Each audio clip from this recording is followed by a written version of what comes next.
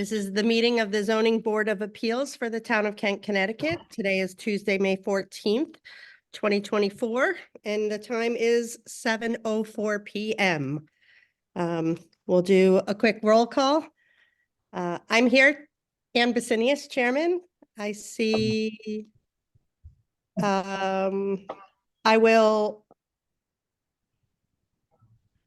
okay, John Johnson, Dan Murray, Steve Penner, Nick Downs, Elizabeth Aviles, and Dan Schiesel. Did I get everybody?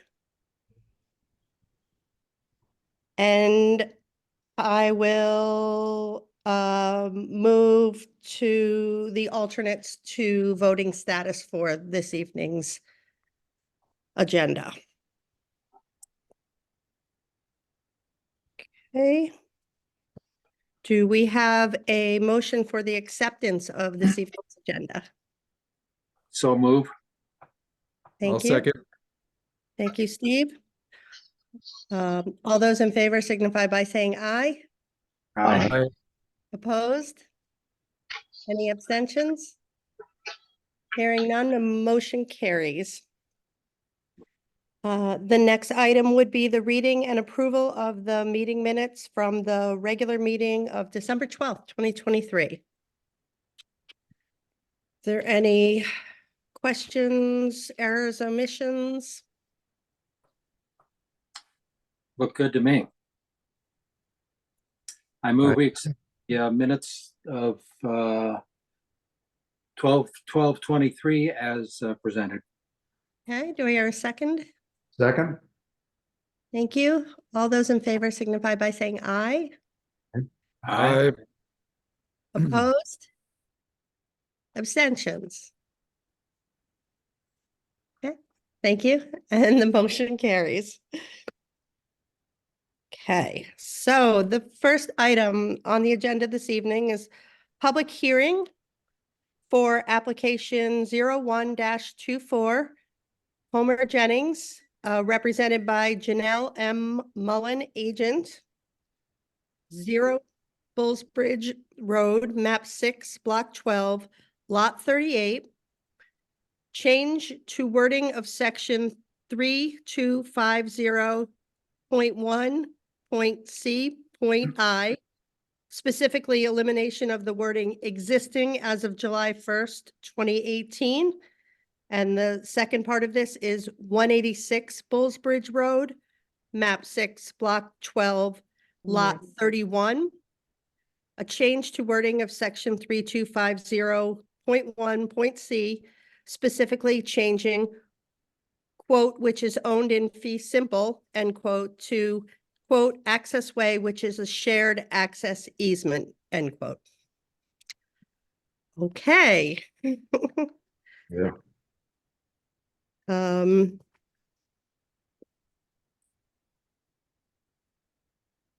Who will be speaking for the applicant this evening? Madam Chair, I'd be happy to give a brief presentation. Awesome. Thank you so much. Please Yeah, state your name. Thank you. I'm Janelle Mullen. Thank you to the Town of Kent Board of Appeals for allowing me to speak on behalf of the Jennings family. I'm honored, in fact, to present this application. I'm a local town planner. I serve about 5 municipalities, and I do take on private clients, much like the Jennings. And in short, I'm here seeking relief from section 3250, specifically as outlined by Madam Chair, to achieve access to a 2-acre parcel that's currently landlocked. The access, we're seeking relief from those very specific wording so that we could achieve a shared access easement for the purposes of the family, Chris Jennings and Sarah, to build a single family home.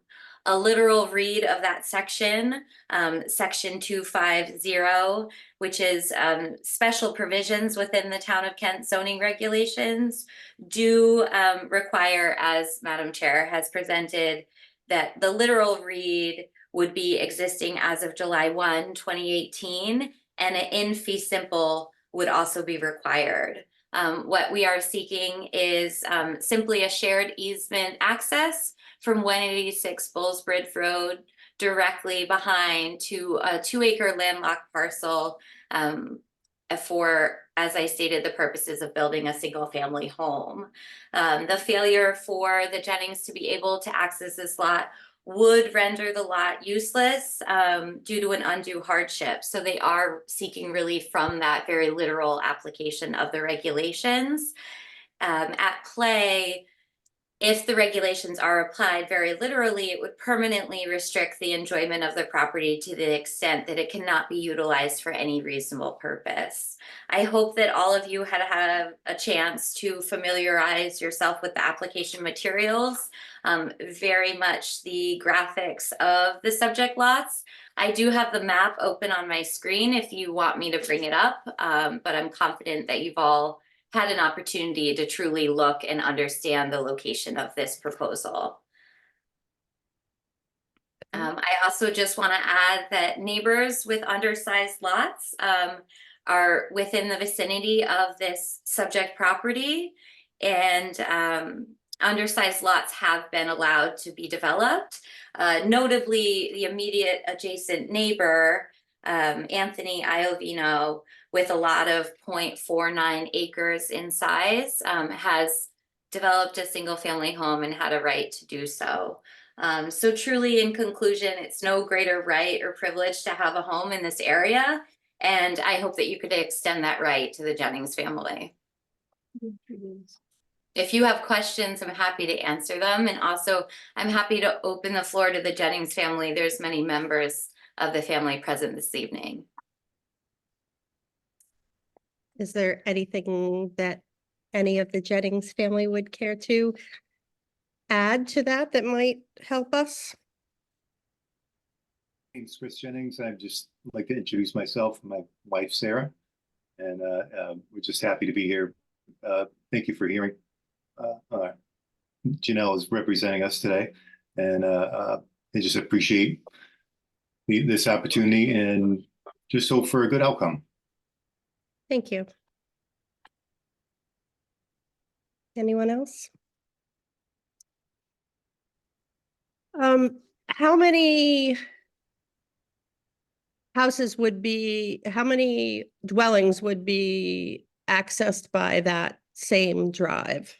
So the shared access way would grant access to one single family home. And that lot I refer to in the application packet as 186B Bullsbridge Road. It has no access otherwise. It's directly behind 186 Bullsbridge Road, where Homer Jennings currently resides. So Okay. the proposal would indeed follow the existing driveway and continue up to the 2-acre lot, and the lot and the proposed house would otherwise comply with the regulations. Jeanette, you had offered to, sorry, Ann, to share your screen. It might be beneficial for her to do so and show a map of what's proposed. I'd be happy to, Steve. Am I Yeah, given the permission to do so? Who's the host of the meeting? Is it Ty? Yes, you could share your screen. Okay, thank you so much. Let me just pull that up. And So just to confirm, so there would be 2 dwellings accessed by the drive. yes, thank By you for, yep. yeah, thank you for clarifying. So 186 currently has a driveway, and the Mhm. driveway will be continued. I'll bring that up right now so you could see. So here we are. This is our subject lot, and if we zoom out a little bit, you'll see this is the current lot that's owned by Homer Jennings, and the driveway follows this lot line here. It would follow back to this 2-acre lot, which is directly behind the existing lot. In communicating with all the abutters about this proposal, we not only, because this would impact 186 Bullsbridge Road and then this 186B Bullsbridge Road, I did reach out to all of the abutters that we were touching either of the 2 lots, just to make sure that everyone was well aware of the proposal being brought forth before you. Okay. And just for illustrative matters, some of the lots that I mentioned, the the smaller size lots in the vicinity. So you'll see very much in harmony in this area along Bulls Bridge. The lots tend to be a little bit smaller. Sorry, my mouse is really jumpy. The lots tend to be very smaller, and you'll see there is lots of this nature and characteristics in the area. So the granting of this proposal would not be inconsistent with other property uses in the area. Just for clarification, though, those properties are not newly developed. They are pre-existing, non-conforming. I can't speak for all of them, but I know the one you referenced for sure was built before zoning. Yeah, that would be my understanding too, Yeah, just okay. given their lot size. Yes. Yeah, and so, yeah, some of the frontages, et cetera. But just Right. in keeping with the intent of the regulations, the purpose and the intent, this use would not be inconsistent with other property uses in the area. Noted. I'm just looking at the staff report.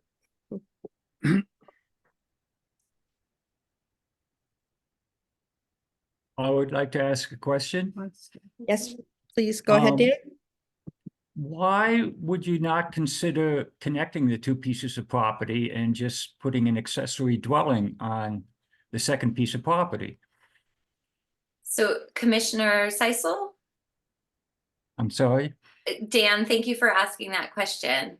It's a very valid point. I think keeping in mind that all things not potentially remaining the same, there might be a time when the back lot and the front lot would not be occupied by family members. So provided this lot was created in 1995 and has been taxed as its own buildable lot and never merged by the town, it was, and I don't want to speak for the Jennings that are here this evening, but it was their understanding that they certainly would reserve that right and never merge the lots. So in the event that the Jennings family is interested in potentially developing, asking them to merge the lot would certainly be something that now it might make sense and sound very realistic and favorable, but regretfully, not all of us can live forever. So it might lead to something in the future, whereas it would be a different relationship between the two property owners. So just thinking through the long-term use of the property and certainly the intention of when the lot was created in the beginning, and just if two different property owners were to come in and not be related, I don't think we would ask them to merge their lots so that they can share the driveway and share the lot together.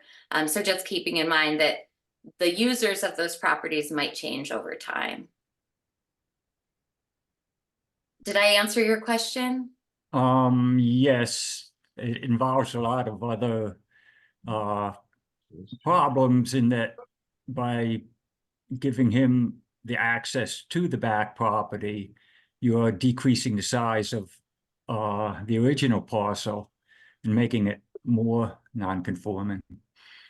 So that's the sole purpose of seeking relief from the zoning regulations, provided that the front lot, this 186 lot owned by Homer Jennings, is 0.96 acres. The back lot is 2 acres.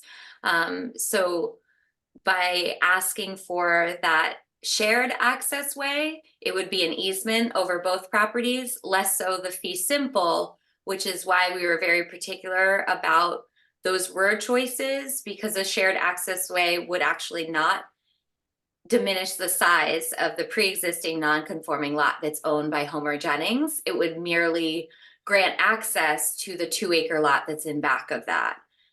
So by granting the shared access way, Homer retains the ownership, so we are not diminishing his lot in size, and we're not actually creating a nonconformity. We're just living with the pre-existing nonconformity that exists on the lot.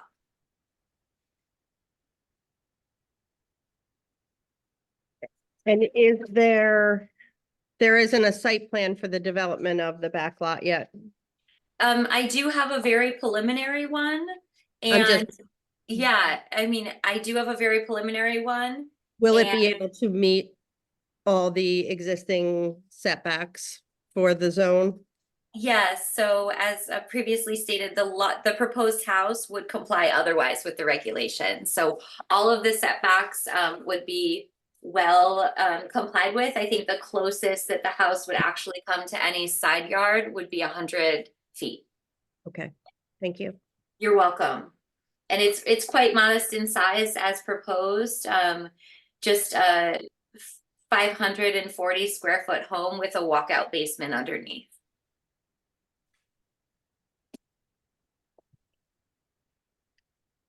And has Torrington Area Health reviewed any of this engineering, proposed engineering? They have, yes. And they seem okay with how it impacts the existing home and any reserve systems there for a septic? Yeah, the 2 acre lot in the back would be able to support its own sanitary system. And What and about- it wouldn't need to interact in any way with the pre-existing on 186.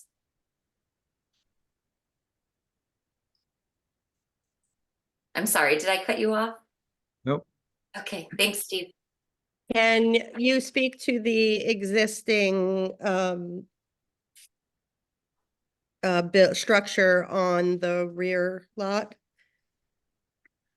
So my understanding is that there is a shed on the rear lot that is currently back there. It was brought to the attention, I believe, of the property owner a few years back, and provided that there was no enforcement action taken within the 3 years that it established itself. It would therefore be pre-existing non-conforming in accordance with Connecticut general statutes specific to non-conforming structures that do not entail enforcement officer action within 3 years. That statute was adopted in 2016. Has this lot been approved by the zoning commission?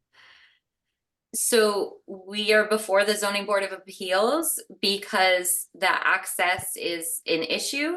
So we would need to grant relief from the access question, requesting the shared easement access before we would obtain any zoning approvals.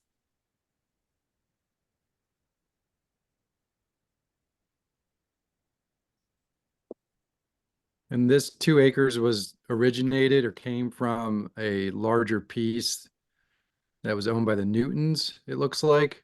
And they basically did a survey and drew a line, it looks like, and created a 2 acre piece that was then sold directly to the Jennings. Is that correct? Steve, that is correct. That's my understanding. I did intense title research of the origins of the property. The map has been filed on the town records circa 1995. It was a 2 acre piece, which would have been a first cut from this larger Newton lot. And then later the Newtons cut off another lot. You may have seen a map. It's referred to as Lot C. And that came after the fact. I believe that was filed in like 1996. Is that the one that abuts? What's the road there? Spooner Hill?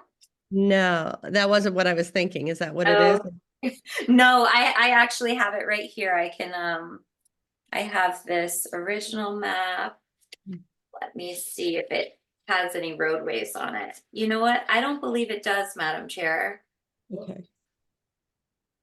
I'm thinking of the But you road know what? off of Route 7.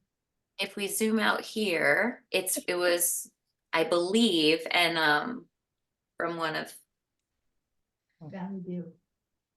Valley View. Valley View, thank you. Is that what it is? Yeah. Is that the other cut that was made at that No, time? sorry, I was just looking for a larger potential Yeah. origin piece there, and my mouse is being quite jumpy at the moment. All right, so at the time that the cut was made, it wasn't identified that it was creating a landlocked parcel, I take it? To my knowledge, back in 1995, it was filed on the town land records, and that's what I understand of the situation. Ty, are you aware, did it did the, No, there's no record. Back in 95, the requirement was, whether you did a first cut or a subdivision would go through planning, and a first cut would go through the zoning commission to, confirm any lot line revision actually would go through the zoning commission to confirm that it was zoning conforming. So there yeah, has been no evidence in any of the minutes or, anything from Right. that time that it had ever gone through the zoning commission. but it exists? Yeah, I mean, that can happen, I guess, Yep. you know, you can cut off pieces of property and file them on the land records, but it doesn't make it zoning conforming until there's a review done, hence the lack of access. Gotcha. Okay, And just So- in doing my due diligence in preparing this application, and in working with Ty, I spent many hours at the Kent Town Hall and was searching for comparable first cuts circa 1995, so I could just understand the process to see if the Jennings could identify any paperwork on their own. And I actually wasn't provided with any sort of information that was like a formal application or any other precedence that it was, you know, done in a very specific way in 1995. Granted, things sometimes, you know, get written into the regulations, and then we see these cuts happen and that sort of thing. But I couldn't find precedent in the town of Kent with other lots created around the same time frame. precedent for, The first cut, that formal, as mentioned, the zoning regulations require that there's a formal process for. I was on first- ZBA, I was on zoning at that time, and I know it was part And of, there was an Okay. application form and everything.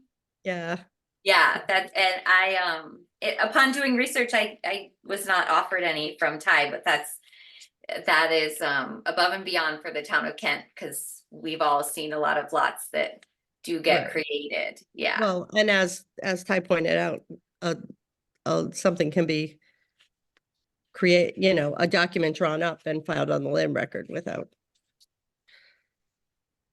Yeah. going through the process, but, okay, Yeah, is there sadly, we cannot go back in time to 1995 to, you know, go through any process. We are just looking for relief and the right to establish a home on this property at this time. Okay. Is there any additional information that we haven't heard yet?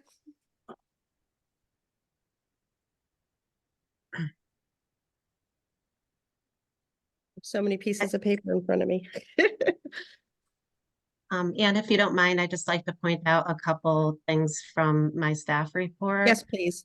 So if you do determine that this, you know, application is properly before the ZBA, and you do determine that you'd like to approve this, there's a couple additional steps down the line.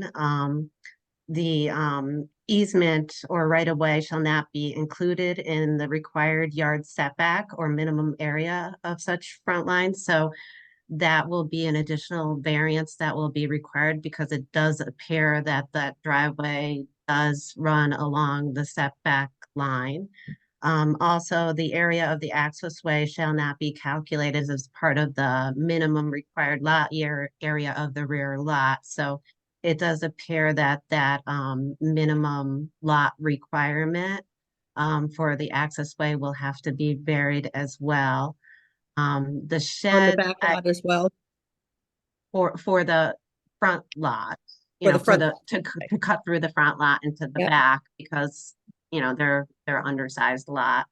The shed, I have a hard time wrapping my head around the shed, because it is on the empty lot and it is within the setback. So just thinking about down the line when I'm trying to do zoning conformance for a new house on that lot, It would be difficult to give zoning conformance when there's a structure that's not conforming on the lot. So I would suggest a variance for that as well. I don't think that, I think Janelle is saying that it's grandfathered in, but it's, I don't know. I guess that's something we'd have to look into a little bit further, but I just wanted to make you aware of the further steps that would be required.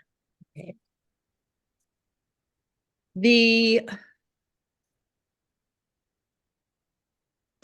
easement reducing the lot is on both lots or only on the front existing lot?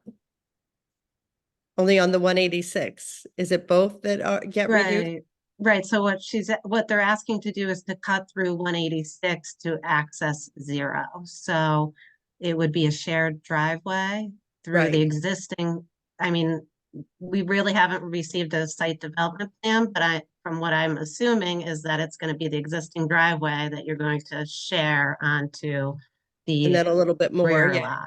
Right.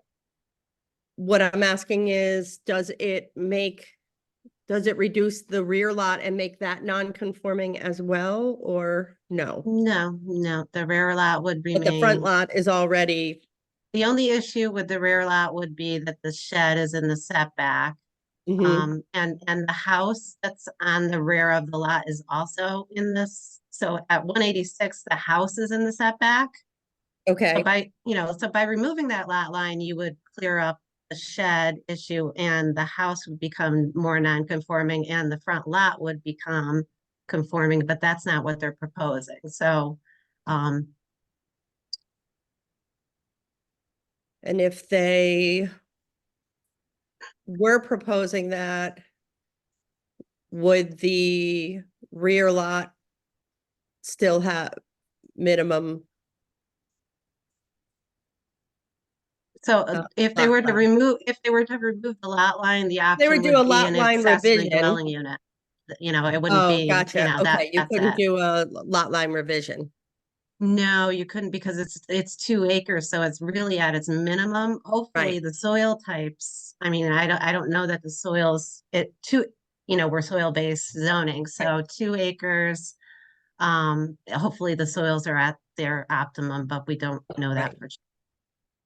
Okay, so I understand what you're saying then. That so the other option would be to do essentially combine the two lots into one and have the house on the 2-acre lot become an accessory dwelling.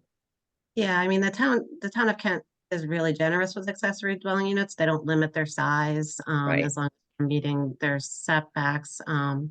The drawback is that, they can't sell them separately.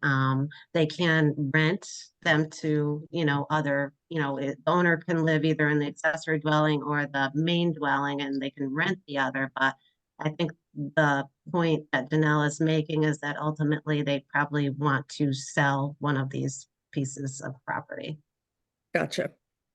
There's Okay, no size limitation on accessory or guest dwellings in There's no Kent? such, no, Is not at there all. one at some point? There was one once upon a time, but that was quite some time ago, I think. It was removed. maybe, I don't Thought I know, saw 2000. 100 square feet at some point. It was maybe 4 or 5 years ago that was changed.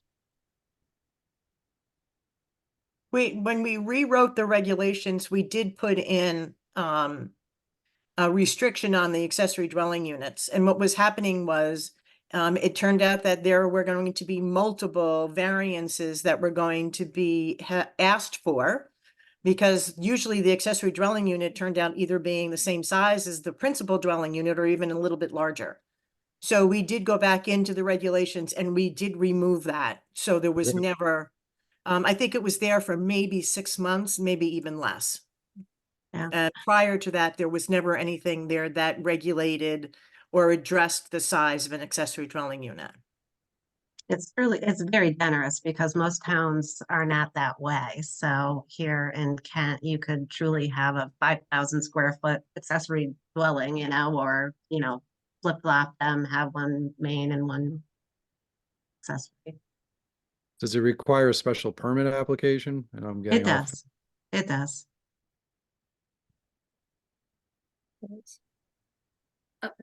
Madam Chair, may I ask just a clarifying question and just make a statement? Yes, go ahead. Okay, thank you. So just, I had a clarifying question regarding, I think it was maybe point 2 of what Taya just said about, I was jotting down a list of follow-up steps for the Jennings to take. Just a question around that minimum lot requirement, I might have missed it, but just the shared easement access way, the reason why it's crafted in that way is so it wouldn't diminish Homer's lot, so 186. So it would remain intact under that ownership as a shared easement access way, not making the lot any more non-conforming than it already is at 0.96 acres. So did I miss that point, Ty? Did you miss the point that the access way would then continue to the rear lot? And that would actually create more access way. Are you asking me about that access way? Well, as it exists right now, Yes, it serves the one structure. correct. For it to continue to the rear, that would be a continuation and an enlargement of the access way. Yes, as a shared easement access way. But it's more than a shared access easeway. It's in addition to the existing access way. Has to be extended Yes, beyond. Exactly. I absolutely see your point, Mr. Murray. So what I'm saying is it's not a great deal, but it does increase the or diminish rather the help me out here, Ann. The Non-conformity. thank you. Increases the nonconformity, and the easement is located within the setback. So you're also increasing within the setback to Right. the adjoining. So my understanding of that situation is that the Jennings driveway would get no closer to the side yard setback, therefore not increasing the nonconformity. There's a pre-existing nonconformity, the driveway would just stay in the same line, and then in fact, the proposal, once it hits the 2-acre parcel, the 2-acre parcel is actually a little bit wider than 186. So there's more of a side yard, so it would be able to conform on the back lot. But rather than increase the nonconformity, it's just taking that pre-existing line and following it back to the back lot. It wouldn't be an increase, it would just stay within the side yard setback as is. So there would be no further variance of the pre-existing side yard. I will clarify that any change at all to a nonconformity, that even if it stays within the same distance, the fact that if you extend that driveway another foot or 10 feet or whatever, you are in fact increasing the nonconformity. Yeah, Exactly. understood. It's an expansion of the nonconformity, but I just wanted to make the point that they're not getting any closer to the lot line than they already are. No, but it's a more intense use of the. Yeah, that's where that expansion word comes to play. Yeah. Yeah. No, thank you for So all of I that. think that's what clarification. Dan was raising the point, that the driveway as it exists, in order to grant the easement to the rear yard, would need to be extended. So Yeah, it's a very, very valid point. And then the one other thing I just wanted to say is just in accordance with Connecticut General Statute, it's 8-13A. It reads, if a building or structure is situated on a lot in violation of lot area or boundary distance requirements, it becomes a protected non-conforming use if no enforcement action is taken within 3 years of its construction. It is my understanding that the subject shed has been there for more than 3 years. So just Connecticut General Statute 8-13A hereby protects that shed, should the Jennings wish to leave it as is. And your evidence to that it's been there for 3 years is, The very honest property owners that live there. Ty, do we have anything from Torrington Area Health District? A No. report? No, I mean, we haven't been at that stage in site development, so no, Um, we don't have a The- site plan yet. the proposed extension I see runs close to the well. They have looked at this in terms of both lots? It's my understanding that the Jennings have done some due diligence, and because we're not at the site proposal stage, we're at the very foundational stage so that they can get access to the lot. They certainly will look much closer at all of the Torrington area health concerns, but there is a site plan with all of the perk calculations that has been test holes, that has evidence that the 2-acre parcel would indeed support a single family home. and when was the soil testing performed? I don't think, let me see, so that would have been in 2022. Was there any, do you know, do they have any on file from 95 when this lot was created? Parcel? I don't know that that's germane to the request for the variance at this time, but certainly I imagine that they would had to have performed a B100A for the lot line modification.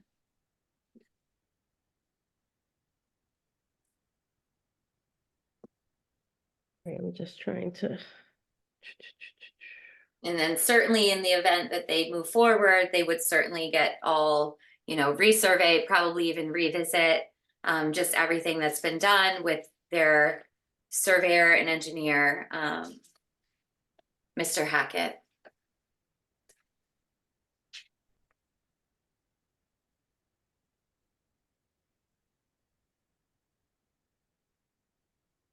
Trying to, is the shed reflected on the tax assessor's card? No, it's not. It's not, okay.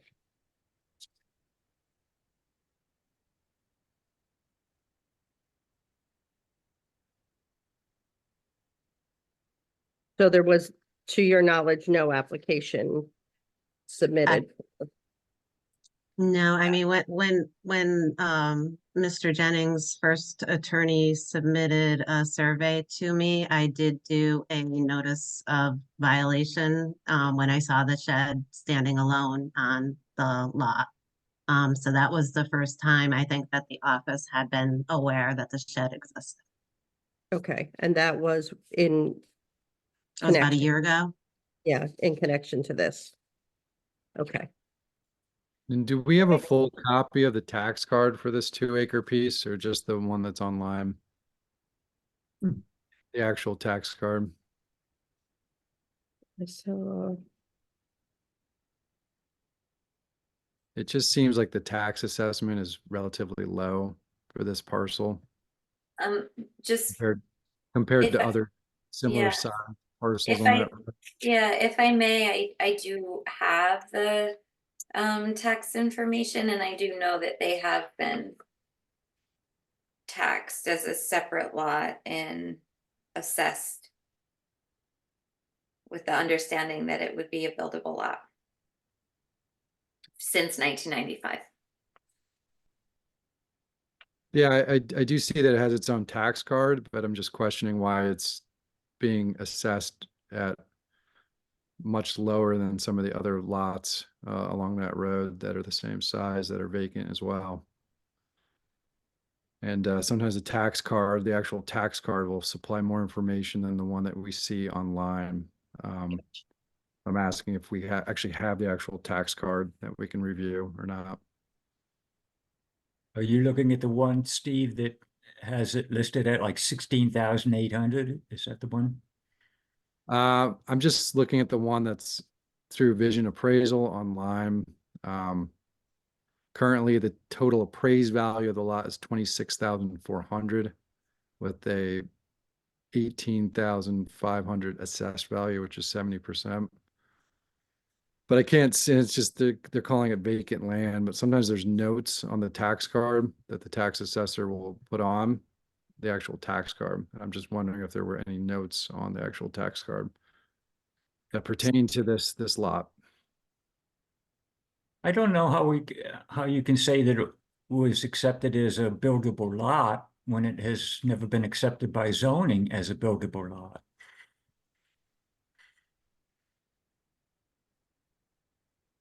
Well, that's what I'm trying to get at, is that it looks like the town tax assessor is looking at this as a non-buildable lot in some respects. Because there's other lots down the street that are being taxed at 75 to 80,000 that are 1 to 2 acres. So I'm kind of trying to find out why that is.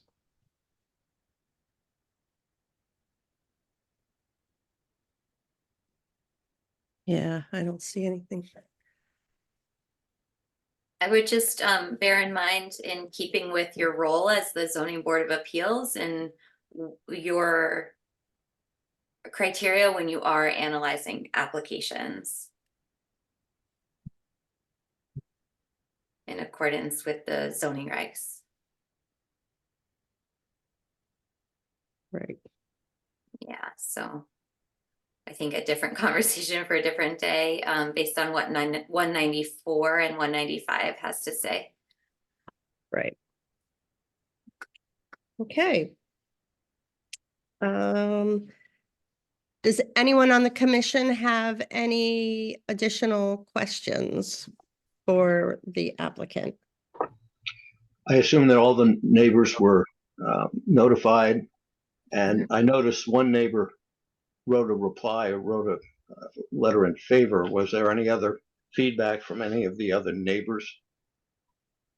Thank you for bringing that up. I did receive that favorable letter from Anthony Iovino, and I also received a few questions from Teresa and Edwin Pugino. I'm sorry? Pegano? Pegano, sorry. Pegano at 196C Bullsbridge Road. They asked some clarifying questions, mostly very much the nature of the house that was being proposed, how close it would be to setback lines, etc. And upon emailing back and forth with them, I have heard no further commentary. So just those two abutters, and the total list went to 8 property owners. How you received all those notifications? Yes, I received the receipts of mailing, and I received the letter for Iovino, and that is in the public drive and shared with you guys. Excellent. One thing else, if I could just note, is that I did put in the staff report section 10, excuse me, with regard to variances and the ZBA's charge. So I just been looking out for you guys. I just want to make sure that you read through that and understand what the ZBA is enabled to do. Sorry, what was that last comment, Ty? I just urge you to read section 10.7.10, which speaks about variances and what the zoning regulations enable the ZBA to do, and what your charge is with regard to variances. And, making sure that, what you're approving is properly before you. Right. Our goal is always to move towards compliance, so. It is my understanding that we can table and keep this public hearing open for another month. You have 35 days to close the public hearing. Right, without, I was gonna go there too, Steve, I think, without, judgment either way, this seems complicated enough that a draft proposal, resolution, yes, thank you, Anne, might help clarify things when we actually get to discussing it. Maybe it's simpler than I'm thinking, but To I be think there honest, are things I we was, would need to address. to be honest, when I started wading through this 56-page application, I didn't realize what, what we had before us tonight. So I should have spent a little bit more time. I know that's not entirely a great reason to keep a public hearing open, but I'd feel more comfortable having more time to kind of wade into this a little bit more myself. Noted.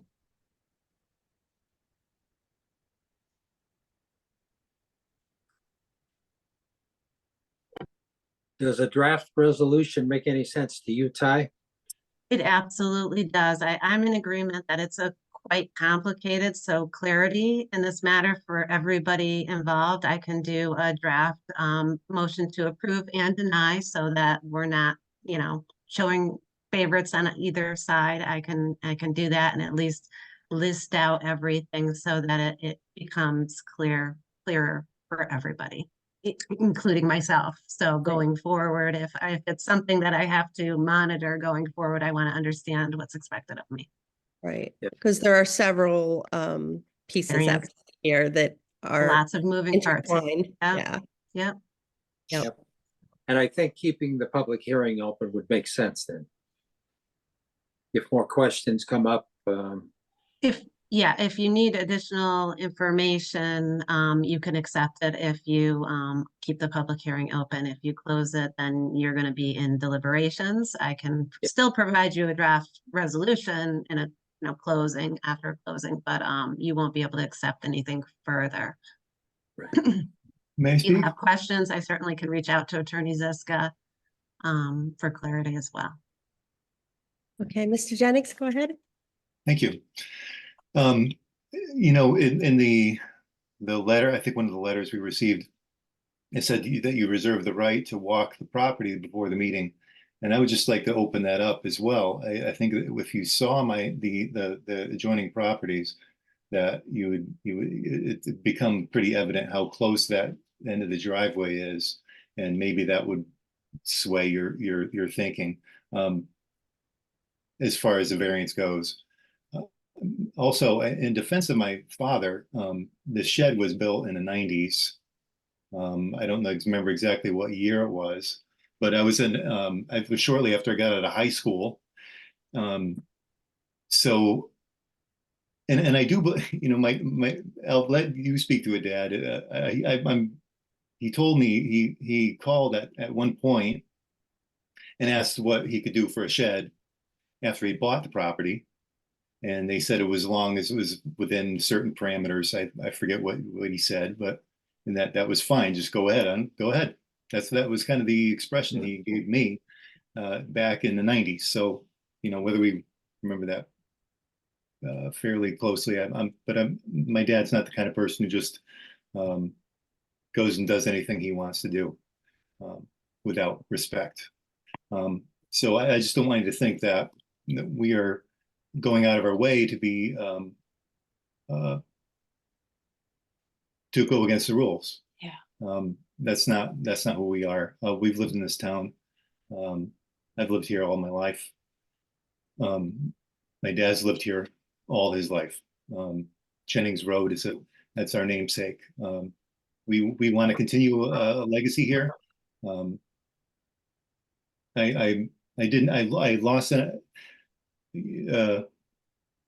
We lost our living situation during COVID, and we have an opportunity to build a home.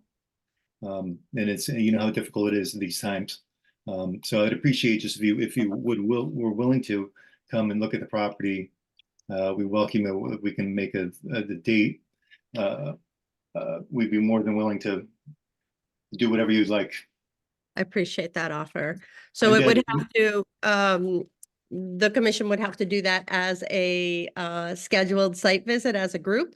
There are like parameters that we have to follow. But I appreciate that offer because it might be.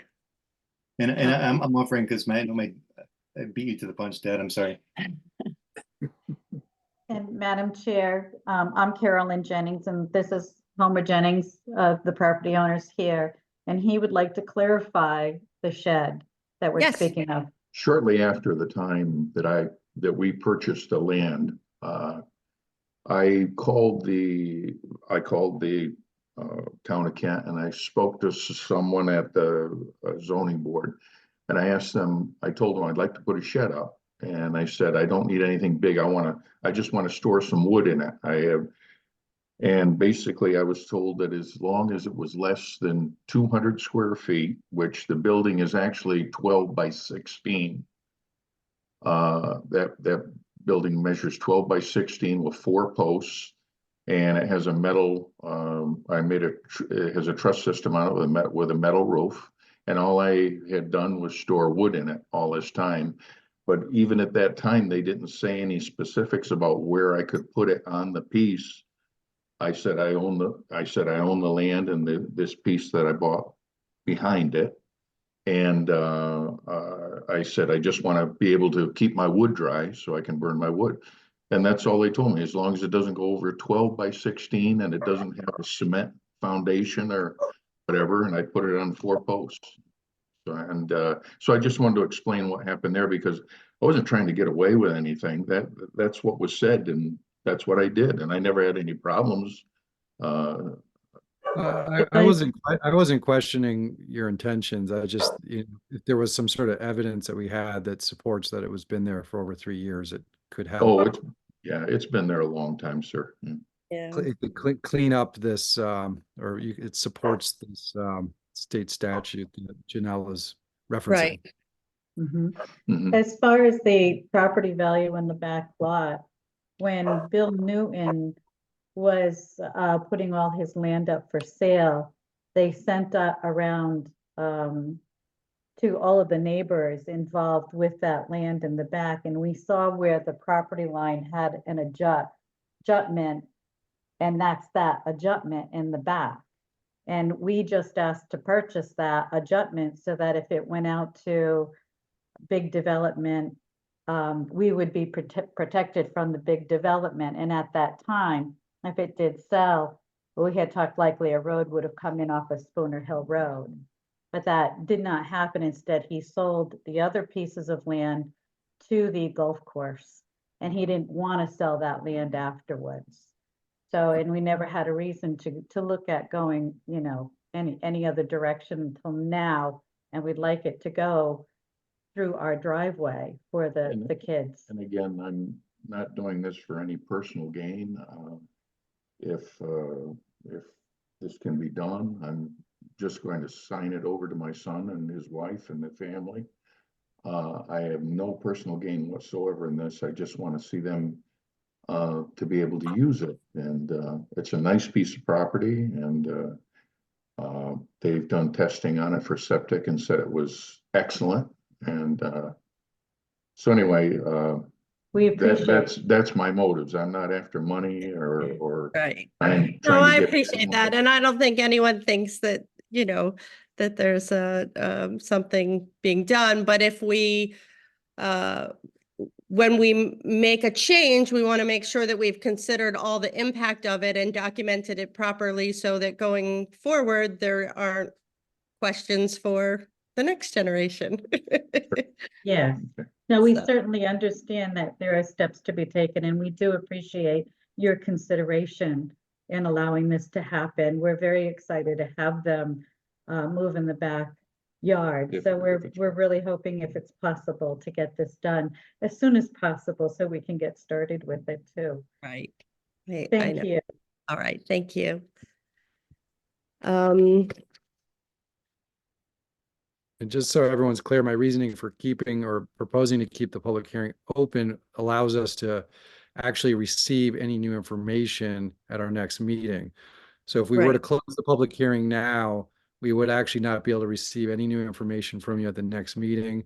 And so even if we don't decide on this issue tonight, we would be tabling it to next month anyways. So it's not really much of a delay, to be honest. It just allows us to continue the dialogue.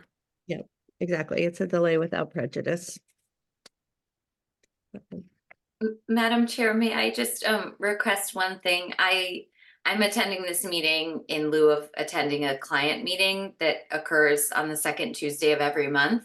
And I'm just hoping if you do continue the public hearing, perhaps if the rest of the commission obliges, you could hold the special meeting on a different evening, just so that I could make myself available to represent the Jennings. I'd much appreciate it. I understand if you prefer to stick with your regular schedule. Yeah, that gets tough because we approve a calendar for the year ahead of time that's posted. Yeah, it's understood. You are allowed to hold special meetings. Special meeting, right? Yeah. So, I don't mean to put you on the spot. yeah, no, we'll take that under consideration. How about that? I appreciate it. Just wanted to throw that out there. No, I appreciate you bringing it up. Yeah, I very much is important for me to see this through. Absolutely, absolutely. Is there a formal motion to table the application? I mean, before doing so, I think it would be interesting to see the proposed site plan for the 2 acres. And I know it would just be nice to know that it can conform to current regulations. And any supporting documents that we have, for testing for septic and stuff like that would be great as well. So. Steve, I have a full-size plan. How about we get you size copies that everyone can receive in advance of next meeting? Sure. Yeah. And That'd be great. perfect. Yeah. How about a site visit? What's the feeling of the commission?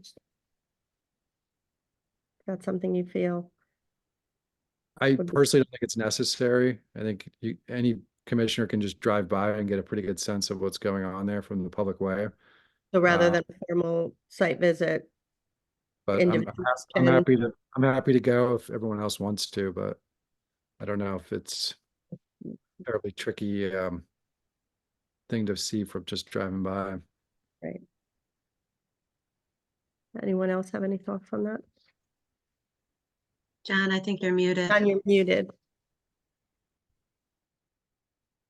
Thank you. Yeah, I'm comfortable without an actual site visit. I think the sites, what we can see from the road satisfies me. I agree. Okay. I think before we have a motion, and we need to think about the date, because we need Okay. to specify when it's continued to, do we not? I think you could just say to your next meeting. And then we Probably. can- How long does it take for notification on a special meeting? I think it's 48. 48. If it's on Zoom, it's 48. Oh, hours? Yeah. Mhm. Oh, I thought it was many more days. Okay.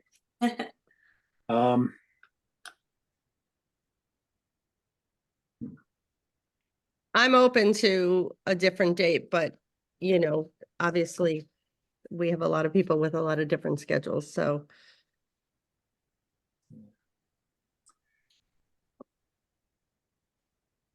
I would say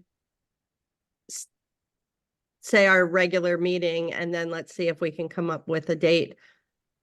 Ms. Mullen, is there other evenings that are a conflict for you, or it's just that second Tuesday? Provided I serve as staff for 5 area towns in Litchfield County, I do have many evening meetings. So if it's helpful, I'd love to just give some possible evenings that would be available. Maybe you if- can email Ty and we can see if we can come up with something. I appreciate that. Okay. I'll do that. Okay, I move that we continue this public hearing until our next meeting. Okay. Do I have a second? I second.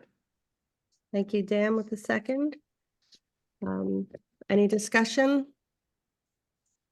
All those in favor, please signify by saying aye or show of hands. Aye. Aye. Opposed? Abstention? Okay, so we will continue this hearing till the next regular scheduled hearing date or before. For the Um, next meeting, yeah.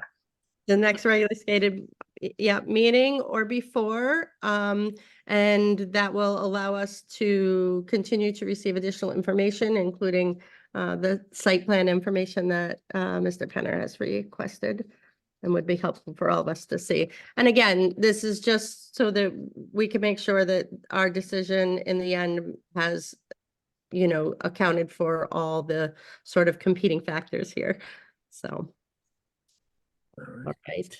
Understood. Thank you so much for your time. Thank you. Appreciate it. All right. Have a good rest of your Thank meeting. you. Thank you. Bye-bye. Okay, then it's getting dark. I have to see my, the lights on. The next item on the agenda this evening is application 02-24, the Kent Library Association Incorporated, 32 North Main Street, map 19, block 42, lot 22, relief from section 4140 for side and rear yard setbacks and maximum building coverage. Who is here to represent this application this evening? Yes. Can you So please state your name and speak? Yep, Sam, my name is Sam Calloway. And I'm a member of the Kent Library Association Board of Directors and currently serving as chair of their building committee. And I think we're probably going to spend most of our time tonight on site plan related matters. Okay. So let me just simply say that what we're doing is we have a plan, we've generated a plan to expand the library in its present location. I don't think I'm probably spilling any secrets out of the jar if I say that the current library site is dimensionally challenging, to say the least, probably, and presents the library with a dilemma. Central to our approach on this project has been the knowledge that the town, in its plan of community development, designated the library as an anchor property, while at the same time acknowledging that its current facilities are not expected to be adequate to meet future community needs. The desire of the town to have the library remain in its current location and the library's desire to do so creates a tension between designing a larger facility on a restrictive site on the one hand and current zoning setback and building coverage regulations on the other. The result is that on a site such as ours, literal enforcement of these provisions makes it difficult, if not impossible, to create a variance-free expanded facility. This is our dilemma, or as some might say, our zoning hardship. As you will see, we are requesting several variances. We hope you will agree that our solution represents a concentrated effort to keep these to a bare minimum. And so with that, we have our architects here, Wyeth Architects out of Chester, Connecticut, Leonard Wyeth and Sarah Holmes. I'd like to introduce them and hopefully they can share their screen and make their presentation. Excellent. Thank you. Hi, can I share the screen? Absolutely. All right. Can you state your name for the record, please?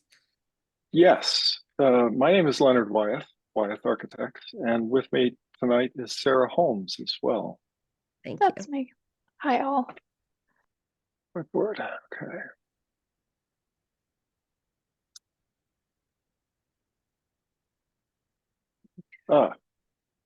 Can everybody see what is the district zoning map at the moment? Okay, Yes. good. What I thought I would do is motor through some of the early sheets because they're existing conditions. So please, if I'm going too fast or what have you, just shout and I will slow down. My guess is you all know where the library is. You should be seeing at this point a sideways leaning Kent Library Association survey. Is everybody seeing that? Yes. Yes. Okay, good. The corner of North Main Street and Library Avenue, creating kind of two fronts and two side yards. But what's important here, right in the center, is you see the existing library noted as generically as building, and immediately to its right, the old firehouse, also noted as building.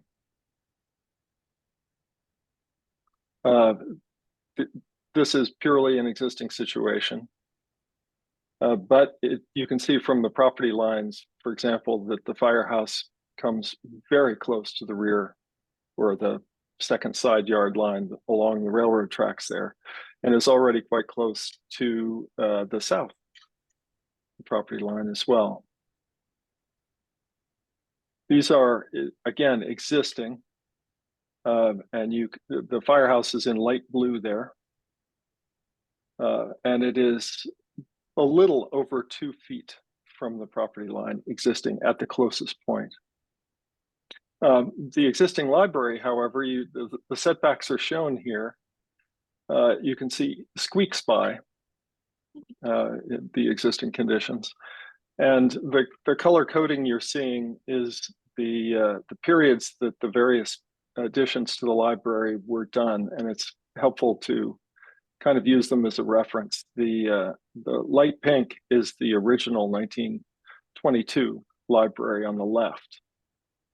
Immediately behind it in this light orange is the 1958 first addition to it. Then in yellow, the two 1994, I think of them as two, but it's one 1994 expansion. And then, of course, the 1952 firehouse. This is simply looking upstairs and downstairs. There is a basement under the 1922 building and the first addition. But the rest is slab on grade, including the firehouse. There is a loft, of course, above the existing 1922 building, but no loft or second floor in any of the other existing library additions. There is, however, a second floor on the firehouse, which currently it says storage because it's used that way, but was originally a large meeting room. The roofs, which brings us to the site plan. Let me slide over, if it will let me.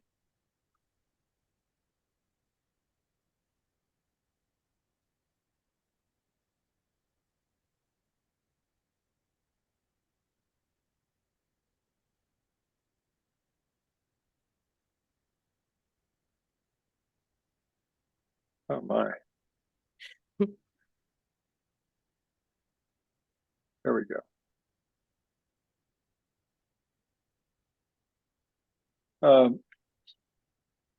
From the regs, just make it easy, kind of broke it into required, existing, and proposed, so that, and put in red where we have a problem.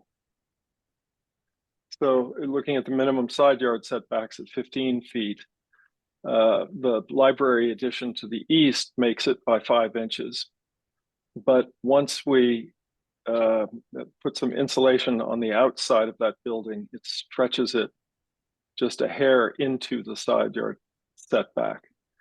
The old firehouse on the south is currently only 12 foot 1 inches from what should be a 15-foot setback, and the covered exit stair on the south side of it, which I'll show in a second, gets within 7 foot 10 inches of the side yard setback.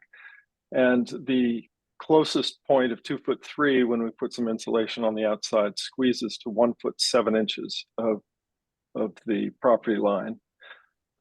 The other thing that's affected, of course, is the maximum coverage, building coverage of the site. Once we put the additions on, we're up to 37%, rather than the 35 allowed. Are you with me so far? Mhm. Mhm. Actually. So what is proposed here? This is looking entirely at the site, kind of ignoring the interior of the building altogether, but you can see the setbacks running on the south and the east. This corner is just touching. Can you see my cursor? Yes. And gee, we're a little over here.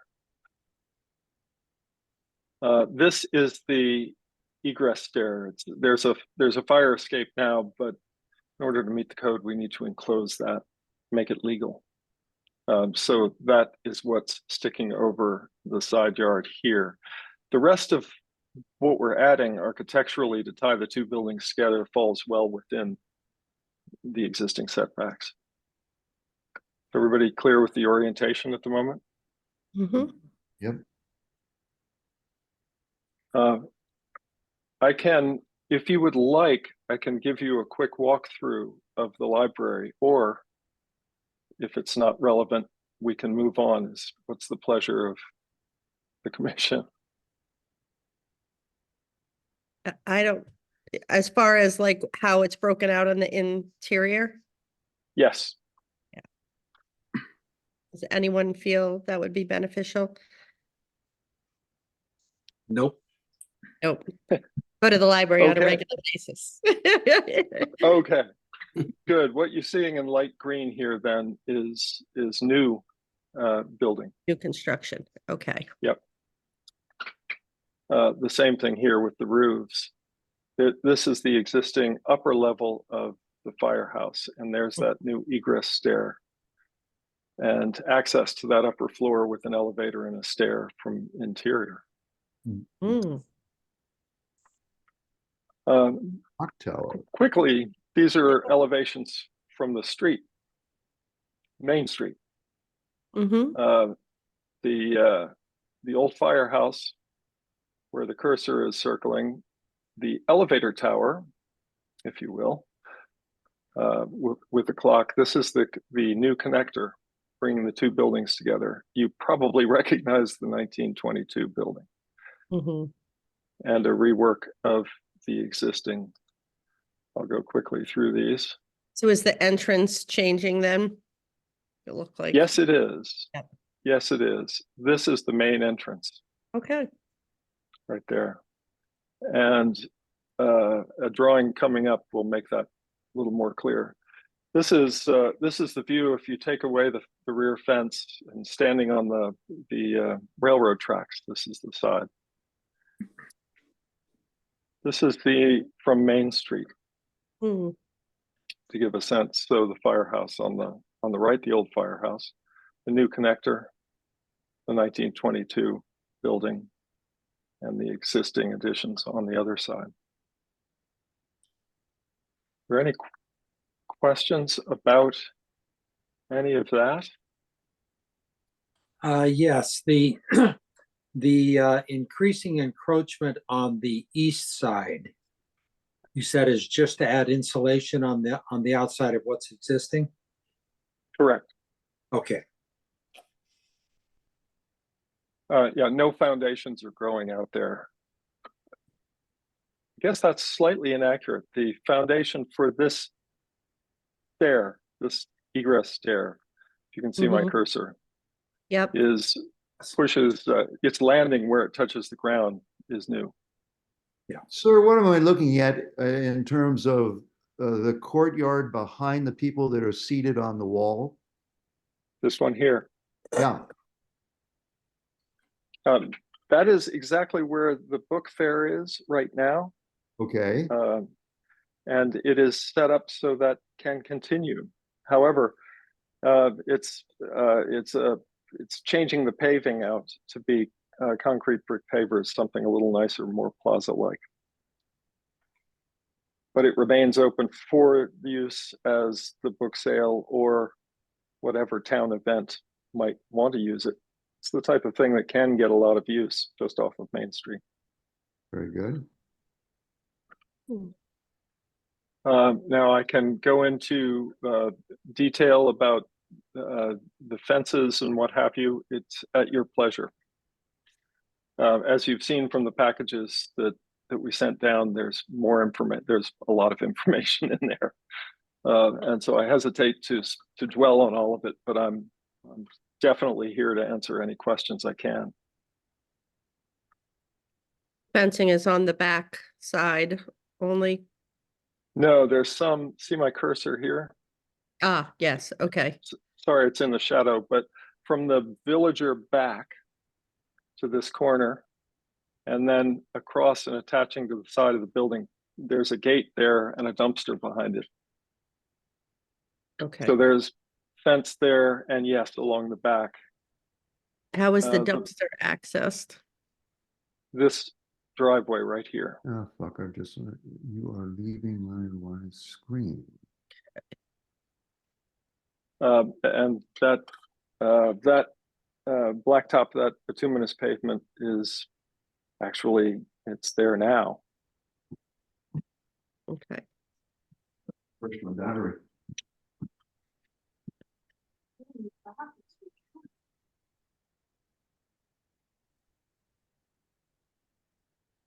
Okay. Darn dumpsters are the bane of our existence. I know, right? Gonna get a picture of that. Okay. Is the front of the existing old firehouse, is that going to be a garage door on there? Yes, it is. That is where one of the 3 garage doors is now. That's opening up into part of the book sale sorting area. So when the book sale moves tables or shelves in and out, having an overhead door is helpful.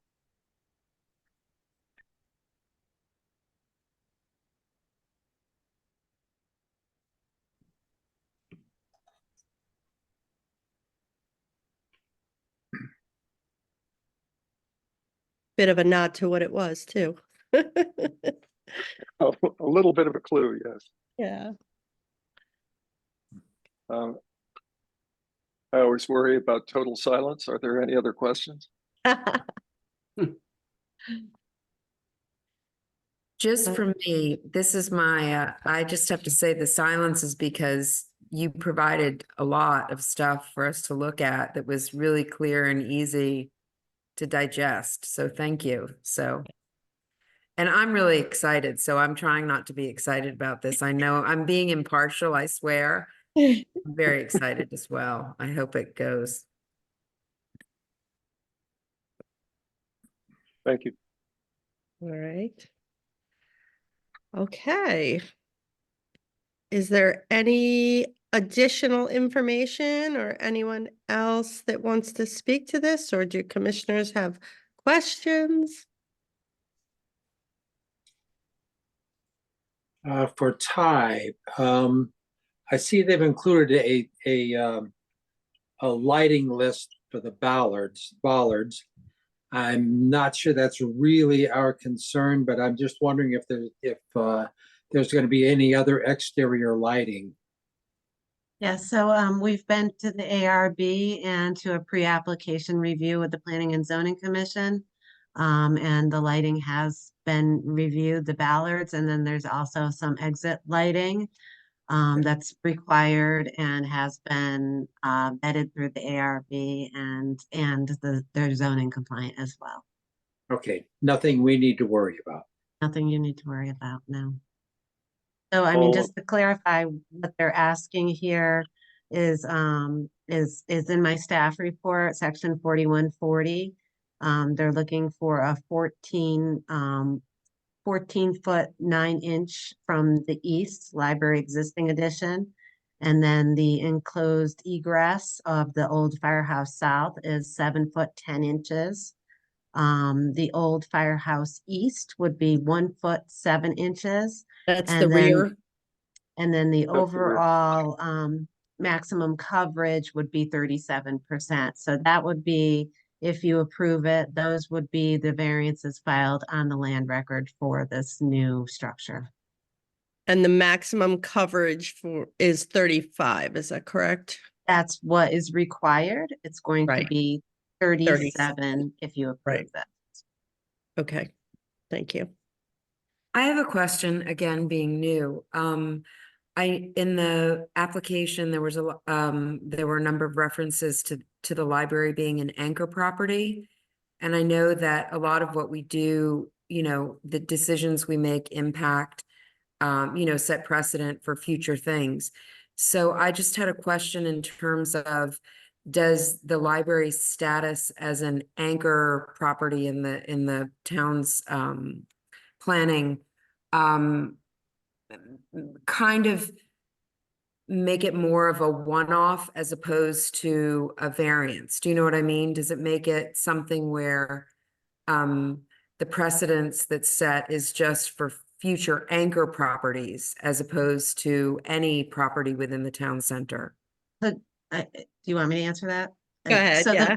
so the ZBA's decisions do not set precedents. Every case is on an individual basis. So that's a little bit different about the ZBA than other commissions. Right.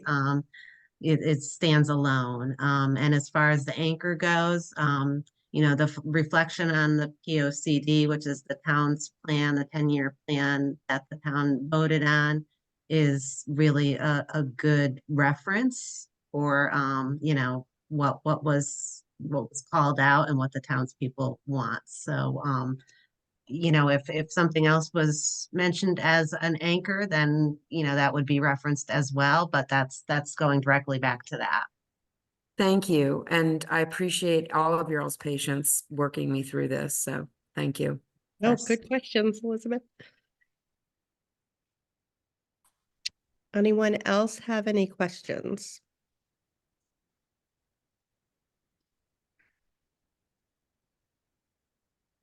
Hearing none. Do we want to close the public hearing? I just had one thing. Yep. When he said in the back of the building that it was going to be an additional 1.7 inches or whatever it was closer to the property line, I think he referred to it as the west side of the building. And I think that's the east side of the building on the It's- drawings. If I said west, I'm sorry, you're right. It's the east side.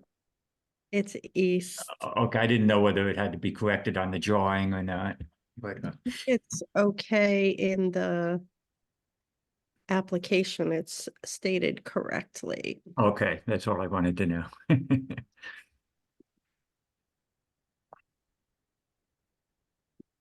Certainly. Okay, looking at Ty's report. There are so many documents in this file.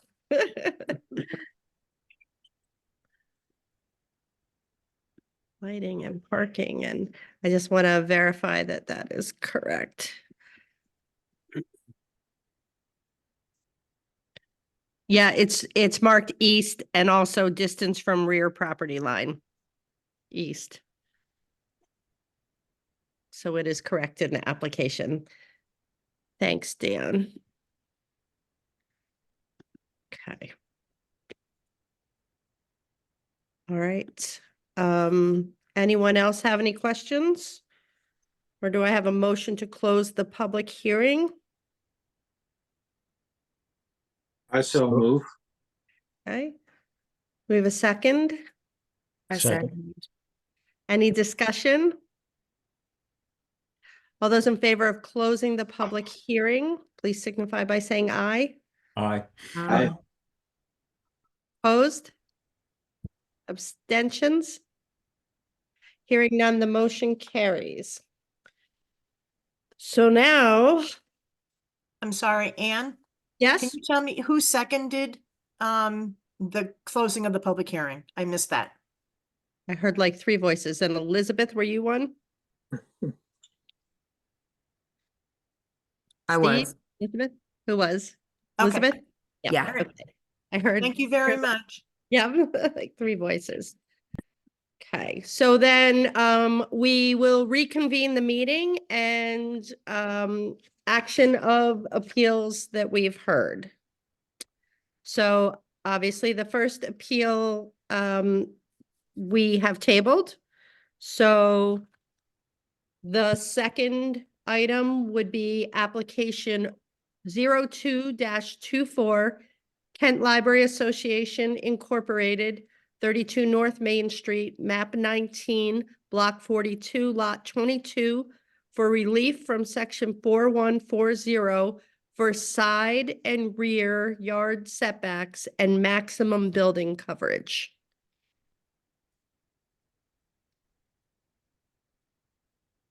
Discussion, thoughts, concerns? Seems reasonable to me. It's a difficult property. Yeah. You know, in the center of town, you have limited property and space available. And, you know, you've got the existing library there and they own the other building. It makes sense. And it feels like it's been done judiciously and keeping some, you know, open space in the front area too.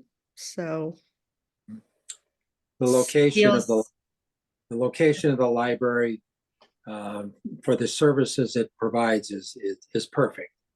Right. I would say that the need for expansion, I think, is relatively obvious, and could increase its value to the community. Right. And the, you know, the firehouse hasn't really been renovated since it was built, so could certainly use a little bit. And, you know, I think it's important that the plan of conservation and development has identified this property as valuable to the town center, the village center, so.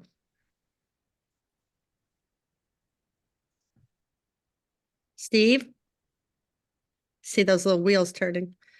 No, I'm all in favor. I think it's, you know, kind of a no-brainer that you got to link the two buildings together in some way, shape, or form to make them usable. And I don't see it, you know, expanding the nonconformity greatly. So Yeah, all in- actually considering how, you know, tight the property is, it's yeah. So been I done would well. make it if I knew how to make that motion. Uh, Yep. let's see. Can we just move to approve the application as it's written, or do we need the specifics of the variances in the motion? We need the section. Do we need, We have the section and, do we need 4140. measurements or anything in that? No. No. I would just say as requested, the variances as proposed, I mean, I think they're very clear in the application and I recited them for you in this meeting. So we know, as long as you're in agreement with what we spoke about. Right. And I think you know, the decision would be based within that the proposal is in harmony with the general purpose and intent of the zoning regulations and would not negatively impact the district in which it is situated. And I would make a motion to approve application 02-24 Kent Library Association Incorporated, Main Street, in that it is certainly in keeping with the plan of conservation and development for the community. And it is addressing a very difficult village district hardship, and would move further to approve as the application states. Okay, did you mention the relief from section 4140. I didn't, but I will. And include relief from section 4140 for side and rear yard setbacks and maximum building coverage as applied. Thank you. Do I have a second for the amended motion? I second. That was Elizabeth. Thank you. Any discussion?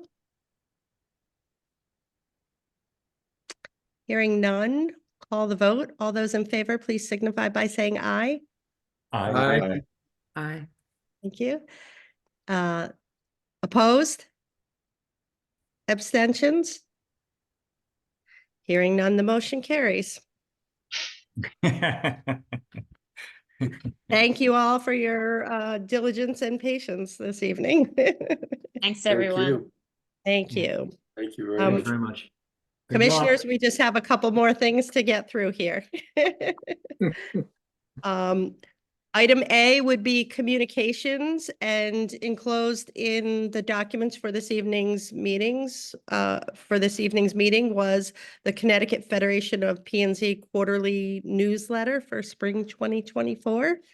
So take a look, see if there's anything interesting in there. Sometimes there's some good cases. And beyond that, I thank you all for your time and attention this evening. Let's see when Ms. Mullen sends her schedule. We can see if it's feasible to move it. I'm open to it, but if it turns out to be problematic, then I think we revert to our regularly scheduled. Anyone feel differently? I'm open to, trying to accommodate, but not if it's going to be problematic.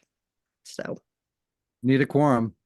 need a quorum, exactly. So I just wanted to say again, two things. yes, I can't believe that this was the first meeting I had to attend when I read through that 56 pages worth of stuff. And I was terrified. I also don't know why I'm showing up as pink or like an Oompa Loompa. I have to I don't know what's going on here. So, but I really do appreciate you all. I sit and listen to you all, and I am trying. I have a lot to learn, but I'm going to a lot of these new required educational workshops and stuff, which are great. And appreciate any I take criticism well. I take feedback well. I'm a former teacher. I like to know the details. I will blather away. I will try to keep it on point, but I really appreciate you all, and you all are very thoughtful with what you do, and so I feel grateful to listen to you all and to see how it's done. So we're thank happy you. to have you here. And usually these meetings are like 15, 20 minutes, maybe half hour. I know I watched some of your old ones and I was like, oh, this is going to be a piece of cake. And then I opened up all those documents and it was like, what? Yeah, we got a robust one for the first one. So, but I think we Yeah. can get through it. So Thank you all for your patience. I will need lots. thank you. Appreciate it. All right. Motion to adjourn. I'll make that motion. Okay. Thank you. Ty, is there anything else we need to do? Nope. Nope. Thank you, All right. guys. Thank you you. so Great. much. Appreciate it. Sorry for Have a good organizing all night. that info. Bye. That was a lot. Oh, we didn't Good night, have, all. who was my second on the adjournment? I don't even think you need a second for an I adjournment. don't need it, right? No, Okay. no. Have a good All night, guys. Have a Have a good nice night, night. everyone. Good night. Thank you. Right. All.